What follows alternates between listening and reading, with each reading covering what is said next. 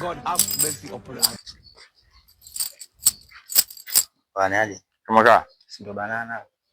Hii banana hii. Nilikuwa naulizia madem wala buku tatu hata sasa. Wale madem 3 wale ambao wamewekeozia afu nje kuna bouncer. Ndo wao ndio. Mademu unawapa 3 afu mwamba wa mlangoni na mpabuku. God have mercy upon us. Kwa nje waga wanakaga wengi. Wengi yani. Kama mafungu yani. Ya nyanya. Wanangu wa mademu bado sijawajua. Bado sijawajua. Si wanakuaga wengi, yani muda mwingine unakutaga kama wanafunzi fulani hivi, unakutaga mama design ya kati, wazuri weupe. Ndo wao. Kwa hapo ni sehemu gani? Yani hao mimi bado sijajua. Ningekuwa ndo najua kabisa ya maeneo. Ningekuelekeza. Kuna baa hapa. Kuna baa.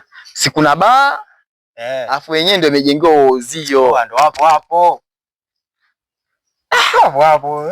Hamna bado. Kwa sababu unajua nini? Sisi vijana mimi naelewa mazingira mtu tunavyopitia. Na vijana tunapenda kula hivi vitu si makaranga nini.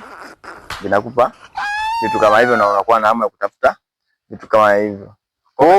Ni wapi hapa yani?